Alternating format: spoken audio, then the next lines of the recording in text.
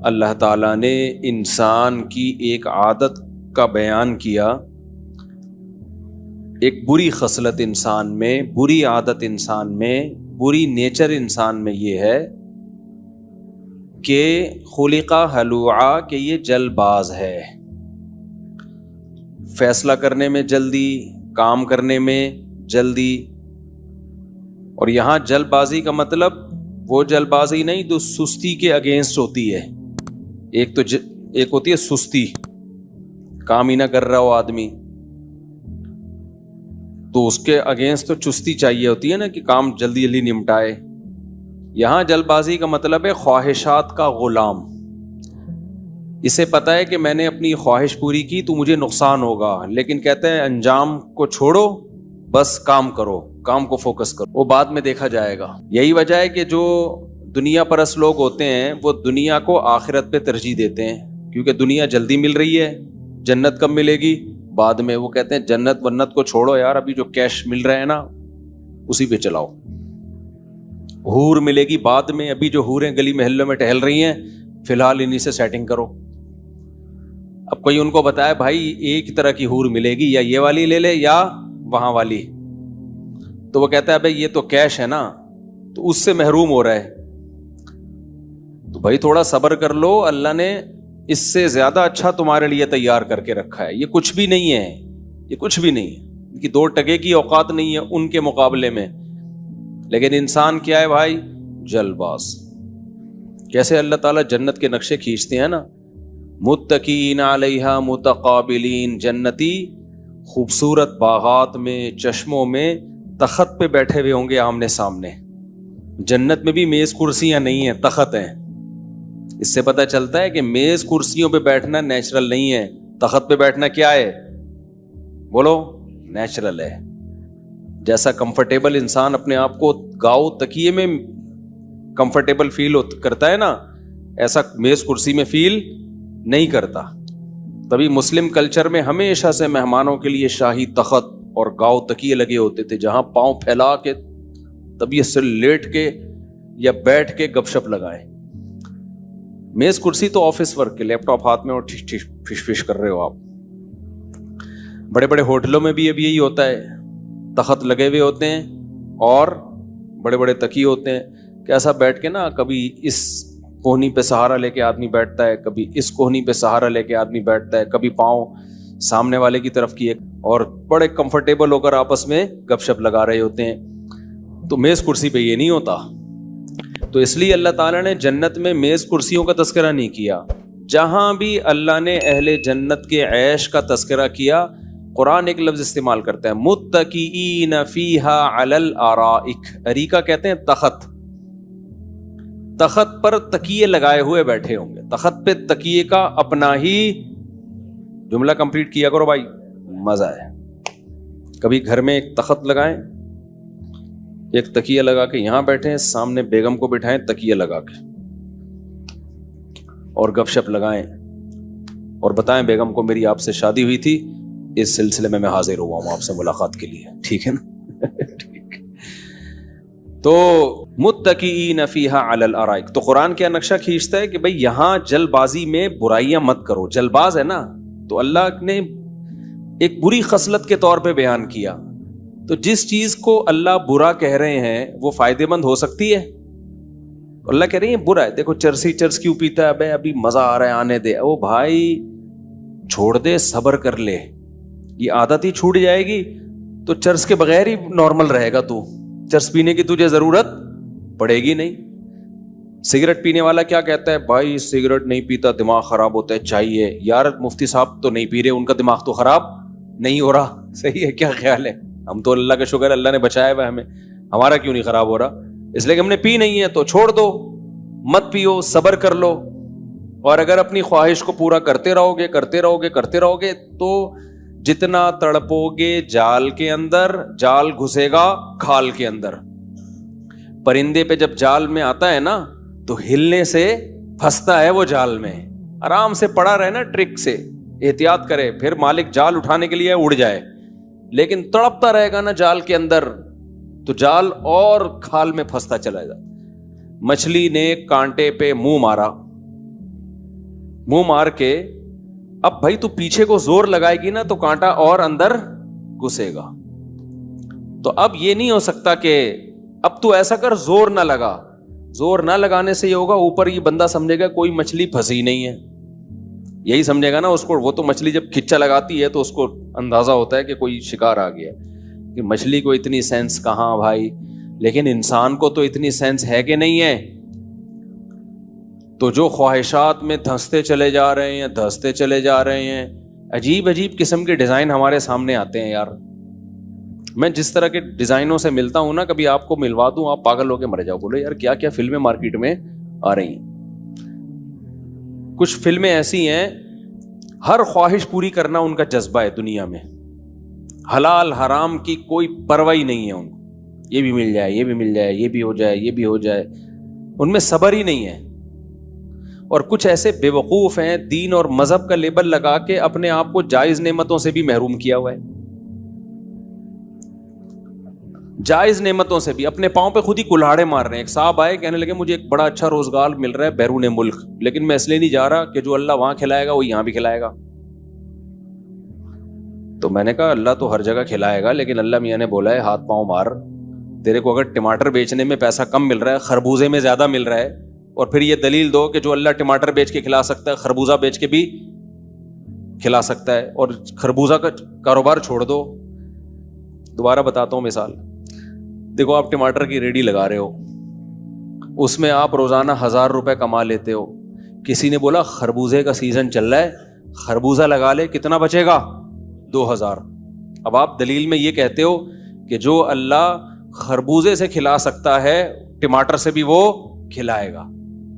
تو یہ بے موقع اللہ کا لفظ یوز ہو رہا ہے, ٹھیک ہے. جب تیری اتنی ہی محنت میں تو 1000 کے 2000 کما سکتا ہے تو پھر تو خربوزہ کیوں نہیں بیچ رہا؟ اس کو بولو خربوزہ بیچے. تو یہ کیا بول رہے جواب میں کہ جو اللہ خربوزے سے 2000 دے سکتا ہے وہی ٹماٹر سے بھی 2000 دے سکتا ہے, لہٰذا ٹماٹر ہی بیچوں گا. بھائی تجھے ٹماٹر سے محبت ہو گئی ہے تو یہ بتا, کوئی بیرون ملک نہ جا رہا ہو نا اس بیس پہ کہ میرے دین ایمان کا خطرہ ہے, تو بات سمجھ میں آتی ہے, ٹھیک ہے نا. پھر وہ اللہ پہ توکل کرے کہ بھائی چونکہ میرا دین داؤ پہ لگ رہا ہے تو میں دین کو داؤ پہ نہیں لگا سکتا, اللہ پہ اعتماد کرتا ہوں. پھر جو اللہ وہاں کھلا سکتا ہے وہ یہیں مجھے کھلا دے گا. اب یہ صحیح استعمال ہوگا. لیکن ایویں بلا وجہ اچھی چیز کو چھوڑ دینا یہ کہہ کے کہ جو اللہ اس طرح کھلا سکتا ہے, اس یہ بھی ہمارے دیندار لوگ کر رہے ہوتے ہیں. تو یہ بے موقع توکل ہے. تو خوب سمجھ لو, توکل کا بھی ایک جگہ ہے, موقع کہاں کرنا ہے اور کہاں توکل کا غلط استعمال نہیں کرنا. جو چیز ناجائز ہے اس کو تو چھوڑنا پڑے گا آپ کو, اس میں اللہ پہ اعتماد کرنا پڑے گا. جیسے ٹماٹر کی ریڑھی میں 1000 روپے کما رہا ہے, خربوزے کی ریڑھی میں 2 مل رہے ہیں, لیکن خربوزہ چوری کر کے لانا پڑے گا اس کو. پھر یہ کہنا درست ہے کہ یار جو اللہ مجھے خربوزے میں 2000 دے سکتا ہے میں اس کی خاطر خربوزہ چھوڑوں گا کیونکہ چوری کے خربوزے ہیں, تو وہی اللہ چاہے گا تو مجھے ٹماٹر میں 2000 دے دے گا. اب صحیح ہے, بلا وجہ اچھا بھلا کام تیرے کو مل رہا ہے اور تو کہہ لے جو اللہ ٹماٹر میں 1000 روپے دے سکتا ہے وہ جو خربوزے میں دے سکتا ہے وہ ٹماٹر. اس کا مطلب کہ پھر جو اللہ تجھے ٹماٹر کی ریڑھی میں 1000 دے سکتا ہے وہ ٹماٹر بیچے بغیر بھی 1000 دے سکتا ہے, وہ ریڑھی لگائے بغیر بھی دے سکتا ہے. پھر تو گھر میں جا کے بیٹھ جا, پھر لوگ آ کے تانا دینا کہ بزنس کیوں نہیں کر رہا, تو جواب میں کہنا جو اللہ بزنس کر کے کھلا سکتا ہے وہ بغیر بزنس کے بھی کھلا سکتا ہے. کیا خیال ہے بھائی؟ پھر یہ اور آگے چلا اس کو, پھر یہاں تک بریک نہ لگا. پھر کہنا کہ پھر لوگ تو شادی کر رہا ہوگا, اولاد چاہیے تجھے, تو پھر تو شادی نہیں کرنا. اور کہنا کہ جو اللہ شادی کے بعد اولاد دے سکتا ہے وہ شادی کے بغیر بھی اولاد بولو دے سکتا ہے. اور کوئی عورت بھی شادی نہ کرے, مجھے اولاد چاہیے لیکن شادی نہیں کروں گی. کیوں بھائی؟ جو اللہ مریم کو بغیر شوہر کے بیٹا دے سکتا ہے وہ مجھے بھی بغیر شوہر کے بیٹا دے سکتا ہے. تو پھر چلاتے رہو آگے اس پروگرام کو. کیا خیال ہے بھائی؟ سارا ملک کی جو ابھی حالت چل رہی ہے اس قسم کا توکل جب مارکیٹ میں آئے گا تو ملک کا کیا حال ہوگا. تو ہمارے دیندار لوگ بھی غلو کا شکار ہو جاتے ہیں. غلو کا ہر چیز میں تمیز سے اسباب اختیار کرنا یہ ہم پہ فرض ہے. سمجھتے ہو؟ اسلام آپ کو سستی اور کاہلی نہیں سکھاتا, محنت فوکس کر کے کام کرنا ہے. بلکہ حدیث میں آتا ہے, نبی صلی اللہ علیہ وسلم نے فرمایا اللہ ہر چیز میں احسان کو پسند کرتے ہیں. احسان پتہ ہے کسے کہتے ہیں؟ اردو میں احسان کا مطلب کسی پہ احسان کرنا, عربی میں احسان کا یہ مطلب نہیں. عربی میں یہ احسان کا لفظ نکلا ہے حسن سے. ایک لفظ ہوتا ہے اچھا, جس کو انگلش میں فیئر کہتے ہیں. فیئر اس کا مطلب کیا ہے؟ اچھا. ایک ہوتا ہے ایکسیلنٹ, ویل ڈن, گڈ کہتے ہیں نا, ایکسیلنٹ. 4 ہو گئی, ایکسیلنٹ 4 ہو گئی, یعنی 4 عمرے ہو گئے. اب ہر جگہ 4 سے آپ کا دماغ ایک ہی طرف چلا جاتا ہے یار. وہ عمرے ہو گئے نا, ہوئی تو نہیں ہے نا, تو 4 جابیں ہو گئیں, صحیح ہے نا. تو اسے کیا کہتے ہیں بھائی؟ ایکسیلنٹ. تو اللہ تعالی جب بھی وہ آپ کوئی کام کرے نا تو اس میں ایکسیلنسی ہونی چاہیے. وہ فیئر نہیں ہو بلکہ بہت اچھا ہو. یہ چیز اللہ کو کیا ہے؟ عبادت خاندانی طریقے سے, ذکر دل لگا کے, دعا دل لگا کے, اسی طرح کاروبار بھی بولو دل لگا کے, پڑھائی بھی دل لگا کے. نبی صلی اللہ علیہ وسلم کے اس اصحاب کو جو اللہ نے اتنی کامیابی عطا کی نا, حضرت حذیفہ بن یمان کو نبی نے حکم دیا یہودیوں کی زبان سیکھیں, عبرانی, کیونکہ یہودی بہت سازشیں کرتے تھے مسلمانوں کے خلاف, اپنی زبان میں کرتے تھے, ان کو سمجھ میں نہیں آتی تھی. تو اللہ کے نبی نے حکم دیا کہ حضرت حذیفہ بن یمان کو کہ ان کی زبان سیکھو تاکہ یہ ہمارے خلاف سازشیں نہ کریں. حضرت حذیفہ بن یمان کہتے ہیں میں نے 15 دن میں ان کی زبان سیکھ لی. کتنے دنوں میں؟ آپ کا کیا خیال ہے سستی کے ساتھ یہ کام ممکن ہے؟ اگر ہمارا والا توکل ہوتا حضرت حذیفہ بن یمان میں, ہمارے یہاں 15 سال سے انگلش سیکھنے کی کوشش میں لگے ہوئے, سیکھ نہیں پاتے. ایسے انسٹیٹیوٹ کھلے ہوئے, بچپن سے پڑھے ہی جا رہے ہیں, ابھی بھی نہیں آئی, کیونکہ فوکس ہی نہیں کرتے کسی کام کو. کوئی کام کرنے آئے گا اس کے بیچ میں دوسرا کام گھسڑ دیں گے, اس کے بیچ میں تیسرا کام گھسڑ دیں گے. پاکستان میں 99% لوگوں کو پتہ ہی نہیں ہے کہ میں نے کرنا کیا ہے, تو فوکس کیسے کرے گا؟ اسکول جاتا ہے تو پھر کہتا ہے یار پڑھائی میں کچھ نہیں رکھا ہوا, پڑھ بھی رہا ہوتا ہے, جب کچھ نہیں رکھا ہوا تو چھوڑ کے کچھ اور کر لے بھائی, لیکن سائڈ میں پڑھائی بھی چلا رہا ہوگا, پھر کچھ اور کر رہا ہوگا, اس میں جو بیڑا غرق کر رہا ہے وہ ایک نئی کہانی ہے, پھر کبھی قصے لے کے سناؤں گا آپ کو. تو حضرت حذیفہ بن یمان کہہ سکتے تھے کہ میں تھوڑا سا کوشش کرتا ہوں سیکھنے کی, اللہ نے سکھانا ہوگا تو بغیر محنت کے بھی سکھا دے گا, نہیں سکھانا ہوگا تو محنت کے ساتھ بھی نہیں سکھائے گا. کیا خیال ہے بھائی؟ انہوں نے فوکس کیا بھائی, 15 دن اوڑھنا بچھونا کس کو بنایا کہ زبان سیکھنی ہے, اور کوئی گرامر کی کتابیں نہیں تھیں. یقیناً جا کے یہودیوں کو کسی کو یا تو ہائر کیا ہوگا یا ان کو بولتے ہوئے دیکھا ہوگا, پھر وہ رٹے لگائے ہوں گے یا جو بھی کیا ہوگا, یہ تو انہوں نے ہمیں نہیں پتا کیسے سیکھی. کچھ اس میں اللہ کی طرف سے صلاحیتیں بھی ہوتی ہیں, گاڈ گفٹڈ بھی ہوتی ہیں, کچھ نبی کی دعاؤں کا اثر بھی ہوگا, سب کچھ ہوگا, لیکن اپنی محنت بھی کوئی کم ہوگی کیا؟ تو ایسے فوکس کیا. حضرت معاویہ نے پہلا بحری بیڑا بنایا ہے, اتنا بڑا سمندر کا لشکر تیار کیا کہ جس پر پوری مسلمان نیوی کو لا کے سمندر پہ سوار کر دیا, ہزاروں کی تعداد میں. جبکہ اس سے پہلے ایسے بحری بیڑے کی کوئی مثال مارکیٹ میں بولو تھی نہیں. بھائی کیا ضرورت ہے سمندر کی فوج تیار کرنے کی, اتنی لہریں ہوتی ہیں, پھر اس میں اتنا آپ بھٹوں کو ملا کے اتنی بڑی فوج کو آپ سمندر پہ بھائی ڈوب بھی سکتی ہے. دوسرے ملک پہ حملہ کرنا کون سا فرض ہے؟ بائی روڈ چلے جاؤ. کیا خیال ہے بھائی؟ چھوڑ دو یار. نا ان کو پتا تھا دنیا میں سروائیو کرنے کے لیے اسٹرگل اور محنت کیا ہے ضرور. حضرت معاویہ رضی اللہ تعالی عنہ کا بھی اس امت پہ بہت بڑا احسان ہے, پتہ ہے آپ کو. ان کے اختلاف اپنی جگہ اصحاب رسول کے, وہ سیاسی اختلافات تھے, لیکن ان کی اسلام کے لیے خدمت بھی بہت ہے. بہت مضبوط حکومت حضرت معاویہ رضی اللہ تعالی عنہ نے قائم کیا جب حضرت حسن آپ کے ہاتھ پہ بیعت ہوئے تھے. اس کے بعد وہ اختلاف ہوا ہی نہیں, پھر حضرت معاویہ کی زندگی میں کوئی اختلاف نہیں ہوا. تو کیسی محنت کی.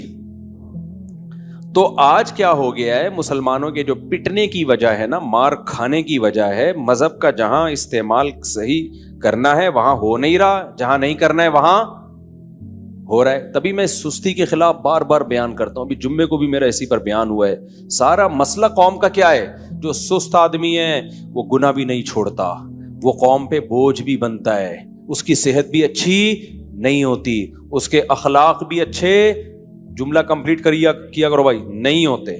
یہ ساری چیزیں سستی کا نتیجہ ہیں. وہ جلد باز بھی ہوتا ہے، پتہ ہے آپ کو؟ حالانکہ لگے گا کہ سست آدمی تو جلد باز نہیں ہوتا. سست آدمی ہوتا ہے خواہشات کا غلام. جو خواہشات کا غلام ہوتا ہے وہ نتیجے کی فکر نہیں کرتا، وہ کہتا ہے اپنی خواہش پوری کرو. سست اسے ہلا ہی نہیں جائے گا نا کمبخت سے. تو حضرت حذیفہ نے 15 دن میں سیکھی. تو ایک انتہا میں وہ جو بیان میں کہاں دائیں بائیں نکل گیا. ایک انتہا کیا ہے؟ خواہشات کے غلام بنے ہوئے ہیں. دوسری انتہا کیا ہے؟ دنیا کو ایسی لات ماری ہے جو کرنے کے کام ہے وہ بھی نہیں کر رہے ہوتے. تو نقصان کیا ہوتا ہے؟ برباد ہو جاتی ہیں لوگوں کی زندگیاں. تو مجھے کہنے لگے، میں نے کہا باہر آپ کو جاب مل رہی ہے، یہاں آپ گھاس کھا رہے ہو، دھکے مل رہے ہیں ہر جگہ سے، تانے مل رہے ہیں، تو چلے جاؤ. کہہ رہے ہیں میرا ایمان ہے جو اللہ وہاں کھلا سکتا ہے وہ یہاں بھی کھل. میں نے کہا یہ بول دیتا کہ مجھے وہاں گناہ کا خطرہ ہے، کوئی مسئلے ہیں، تو پھر چلو اگر ایسا کوئی خطرہ نہیں ہے تو اللہ وہاں بھی کھلا رہا ہے یہاں بھی کھلا رہا ہے. تو اللہ میاں نے کیوں سمندروں کا حکم دیا کہ اللہ نے تمہارے لیے سمندر مسخر کیے تاکہ تم اللہ کی روزی تلاش کرو. اللہ کہتے ہیں میں نے کوئی سمندر مسخر نہیں کیے. جو اللہ سمندروں میں کھلا سکتا ہے وہ تمہیں گھر پہ بھی کھلا سکتا ہے. کیا خیال ہے؟ سمندری جہاز میں جانے کی بالکل ضرورت نہیں ہے. اللہ میاں تو اتنے فضائل سنا رہے ہیں سمندروں کے. تبھی سمندری تجارت ہی اصل تجارت ہے. جس کے پاس سمندر ہے نوٹ چھاپنے کی مشین ہے. پاناما میں ہو کر آیا نا، نوٹ چھاپنے کی مشین ہے پاناما.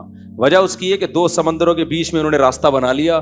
جتنے سمندری جہاز جائیں گے ٹیکس دے کر جائیں گے.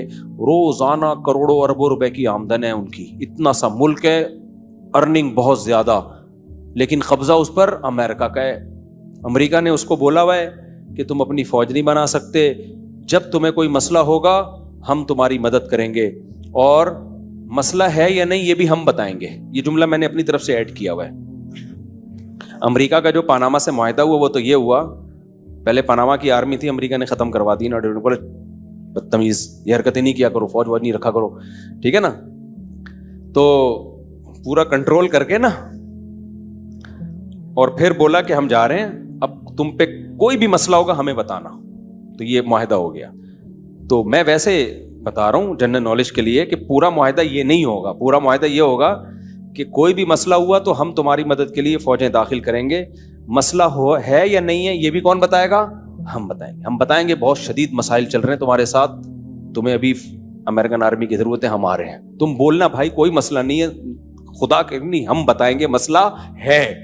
سمجھ لو کہ نہیں سمجھ رہے؟ یہ بالکل ایسا ہی ہے جیسے ہم صدر میں نا، بچپن میں ہمارا کالج تھا نا ایس ایم سائنس کالج، تو صدر کی طرف بھی نکل لیتے تھے. تو اس میں کچھ جعلی حکیموں نے اپنے بندے چھوڑے ہوئے ہوتے ہیں. جعلی حکیموں نے نا بندے چھوڑے ہوئے ہوتے ہیں. وہ بندے آ کے کیا کرتے ہیں نوجوانوں کو، یہ آپ کی آنکھوں کے گرد جو حلقے ہیں نا یہ خون کی کمی ہے، اور آپ کے ناخن بھی پیلے ہیں، آپ کو علاج کی ضرورت ہے. تو یہ مطلب ہے بہترین. تو ایسے لڑکوں کو گھیر گھیر کے وہ، حالانکہ وہ حلقے تو کبھی نیند نہ ہونے سے ہو جاتے ہیں، کبھی ویسے ہی ہو جاتے ہیں، تو وہ خود ہی بتاتے بھی تھے کہ آپ بیمار ہیں ٹھیک ہے، لہذا آپ کو ہم سے علاج کرانا پڑے گا. تو یہ پالیسی ہوتی ہے بڑے ملکوں کی، جو وہ بتاتے ہیں کہ آپ اس وقت بہت کرائسس میں چل رہے ہیں، اور کرائسس کو دور کرنے کا راستہ کس کے پاس ہے؟ اصل میں وہ خود کرائسس میں آئے ہوئے ہوتے ہیں، تو ان کو پیسے چاہیے ہوتے ہیں، تو پھر وہ دوسرے، اب یہ سیاسی باتیں لے کے بیٹھ جاؤں گا میں. خیر، تو جس کے ہاتھ میں پاور ہے نا، سمجھ لو دنیا بات کس کی سنتی ہے؟ اسی کی. دنیا سنتی کس کی ہے؟ جس کے ہاتھ میں ڈنڈا ہے. تو ابھی سپر پاوروں کے پاس پاور ہے، جو وہ کہیں گے غریب ملک بولو سنیں گے، بولیں گے آپ بالکل صحیح کہہ رہے ہیں. اور جو آپ کہہ رہے ہیں، جیسے فرعون نے کیا کہا تھا موسیٰ علیہ السلام کے مقابلے میں، فرعون نے کہا تھا، ایک فرعون کے قوم میں نا ایک شخص مسلمان ہو گیا تھا جس نے ایمان چھپایا ہوا تھا. اس نے کہا بھائی یہ موسیٰ علیہ السلام جو بات کر رہے ہیں، شو یہ کیا کہ میں فرعونی ہی ہوں، تھا وہ فرعونی لیکن دل میں مسلمان ہو گیا تھا. اس نے کہا بھائی یہ ایک شخص ہے جو کہہ رہا ہے ہمارا ایک خدا ہے, تو اس کی بات ہم اتنی جلدی کیوں انکار کر رہے ہیں؟ ایسا نہ ہو کہ وہ واقعی سچا پیغمبر ہو. اور پھر پچھلی قوموں کو دیکھو کیسے بڑی بڑی قومیں تباہ ہوئی ہیں, پہلے بھی پیغمبر آئے ہیں جنہوں نے پیغمبروں کی باتوں کو نہیں مانا, وہ تباہ ہوئے. تو نیوٹرل بن کے نا فرعونیوں کو سمجھا رہا تھا محل میں کہ بھائی ایک بندہ ہے, اس کی بات تو سنو نا, ہو سکتا ہے وہ واقعی سچا پیغمبر بھی تو ہو سکتے ہیں.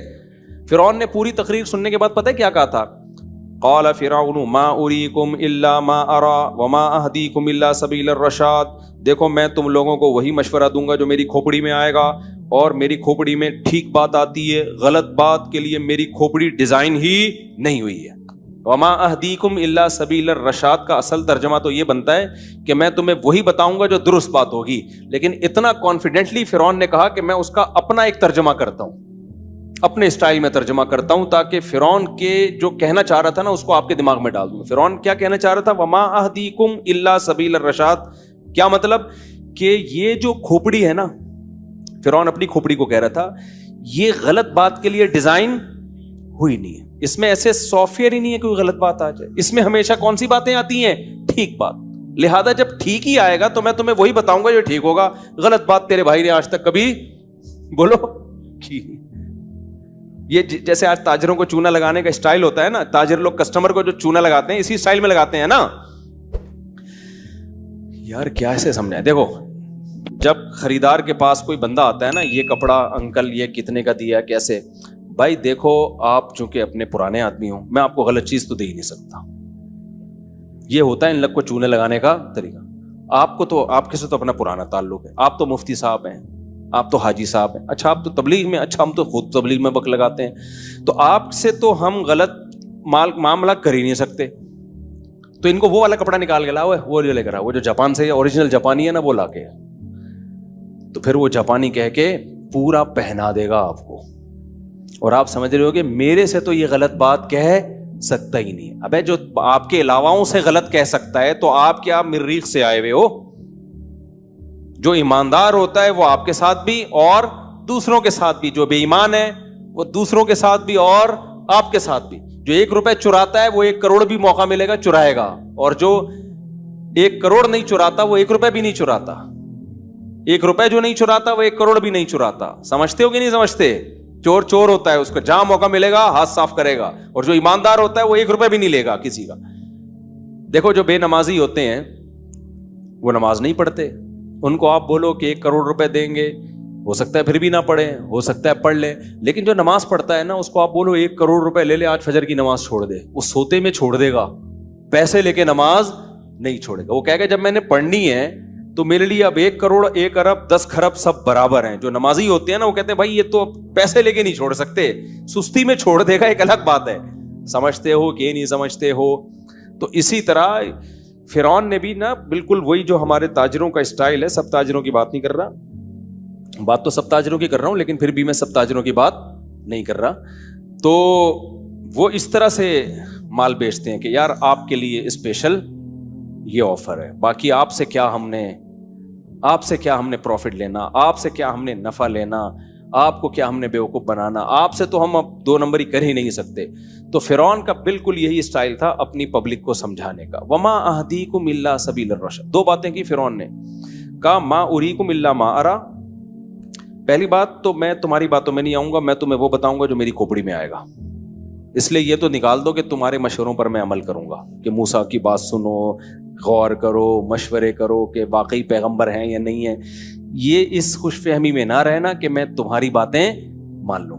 میں ہمیشہ وہ کہتا ہوں جو میری کھوپڑی میں آتا ہے. اب یہاں ایک اشکال ہوگا کہ حضور آپ کی کھوپڑی غلط بھی تو ہو سکتی ہے, آرڈر پہ بنوائی ہے کیا, کوئی الگ قسم کی کھوپڑی لا کے لگی ہے, یہ جنت سے آئی ہوئی کھوپڑی ہے, غلط بھی تو ہو سکتی ہے نا. اس کا فرعون نے اگلے جملے میں جواب دیا وما اہدیکم الا سبیل الرشاد. یاد رکھنا ہمیشہ میری کھوپڑی درست فیصلہ ہی کرتی ہے, آج تک کبھی ایسا نہیں ہوا کہ کھوپڑی میری ہو اور فیصلہ غلط ہو. یہ 2 باتیں جمع نہیں ہو سکتی, کھوپڑی فرعون کی اور باتیں غلط, یہ نہیں ہو سکتا. It isn't possible. انگلش میں بھی سمجھا دیا فرعون نے, اس زمانے کی جو بھی انگلش تھی. تو it isn't possible to do this, یہ نہیں ہو سکتا کہ کھوپڑی فرعون کی ہو اور اس میں جو چیزیں آ رہی ہیں وہ غلط ہو.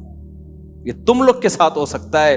میری ماں نے جو مجھے دودھ پلایا تھا وہ دودھ نہیں تھا تو سب کی مائیں.